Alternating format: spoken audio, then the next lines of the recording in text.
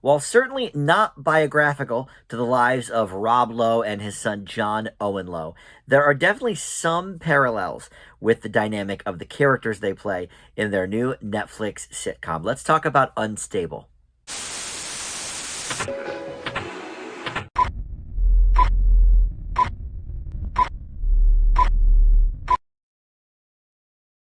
Hey guys, Dan here. This is Dan Reviews It. Welcome to my TV review for the new Netflix series Unstable. This is a half-hour comedy with Rob Lowe and his real-life son John Owen Lowe playing father and son, and we'll get into the specifics of their characters here momentarily. But there are 8 episodes, and as is the Netflix way, they put them all up at once so you can binge them all like I did over the course of 2 days. Real easy to watch all of these, sort of over the course of a day or two. But in any event, before we get to my thoughts on this show, I want to welcome you into Dan Reviews. And thank you for finding my video. I got a ton of great stuff here on the channel to peruse, and I try to put up a new video just about every day for you, be it a movie review or a TV review. And you can consider subscribing down below. Would love to have you aboard in that way. But if you're already a subscriber, hey, feel free to like this video, comment on this video. All that stuff does help the channel out. All right, and like I mentioned, I watched all 8 of these episodes. I usually will kind of give a sampling of 2 or 3 episodes, but with Netflix, they do put them all up, so if it's something I really get into, sometimes I will just kind of binge the heck out of it.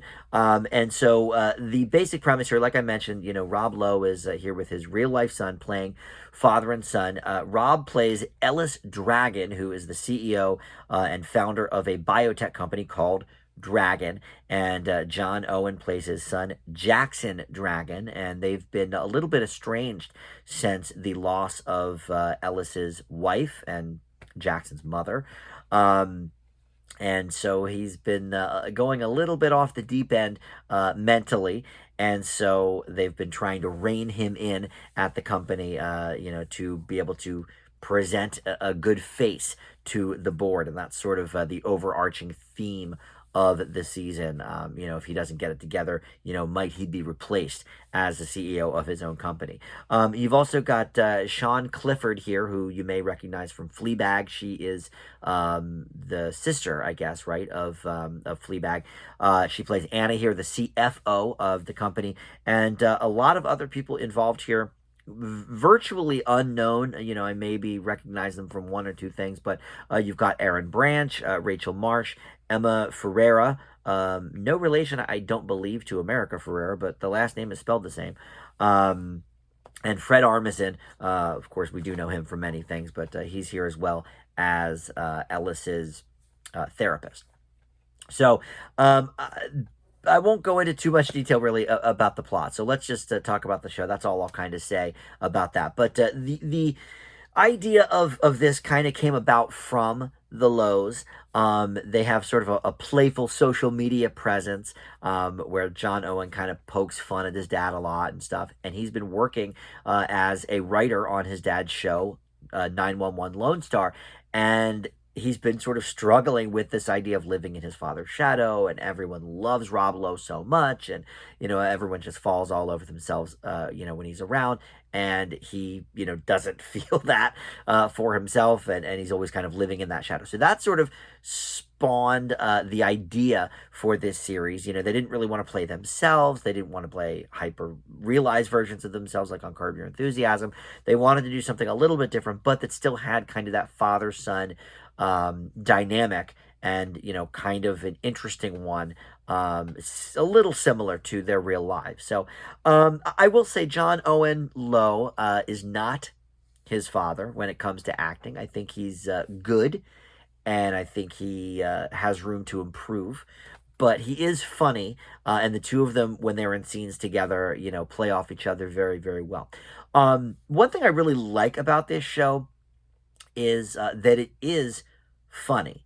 A lot of the workplace comedies out there, and really a lot of the Netflix sitcoms, tend not to work as well as this one does. And I'm not sure if that's because Netflix just kind of throws things at the wall and sees what sticks, and doesn't really, curate things the way that I think they might need to sometimes.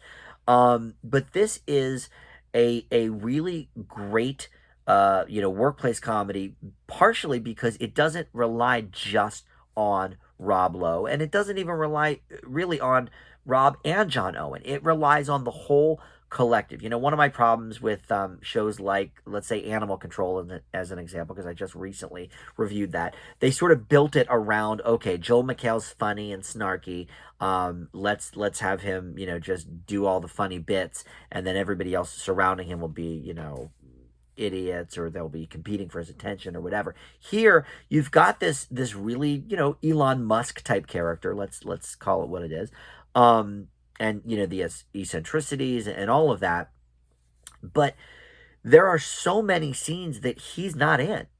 We really get quickly an overview of who all of these side characters are and what their specific quirks are and stuff. In fact, the first episode, I remember thinking, they really want us to already know these characters. They give us, the quick byline about them, whatever, in, the first couple of words they say. You're like, okay, this is this person. This is the person, this is the yes man for Ellis Dragon. And he, is going to do anything, and he worships him, but he's insecure about himself. And okay, here's this girl, is in the lab, and she's, got this quirk. Everybody kind of knows their character right away, and that's something I think a lot of shows, especially comedies, tend to need to build.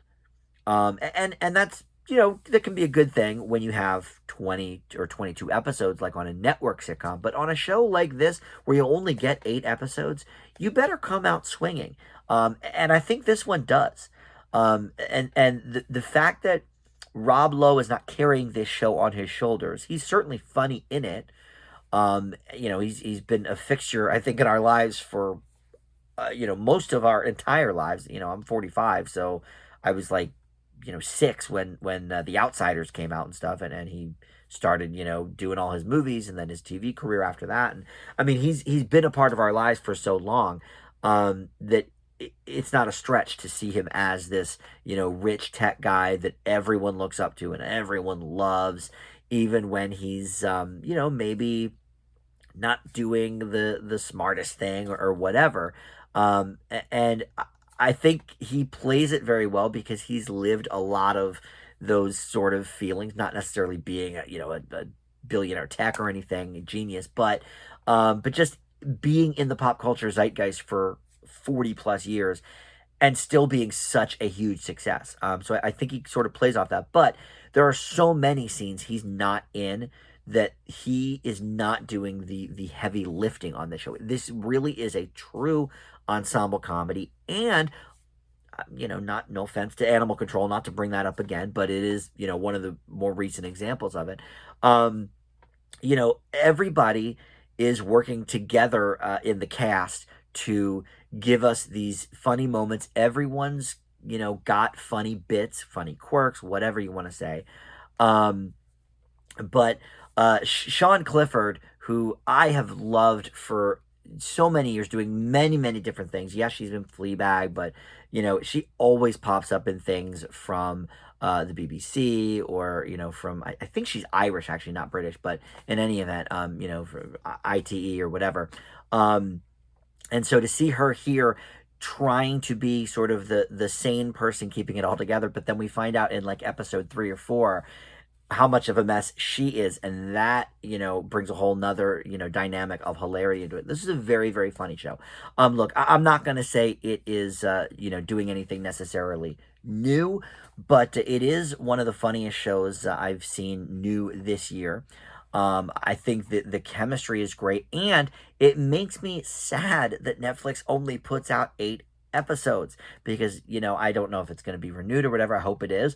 But if so, we're only going to get another 8 episodes and then another 8 episodes. So even if this goes 3 seasons, we're only getting 24 episodes, which used to be a normal broadcast TV season. So, that's why it's so easy to binge. But at the end of it, I was like, well, that's kind of a bummer. I really am just starting to get to know these characters. But this was a very enjoyable show. I will leave Unstable with a B+.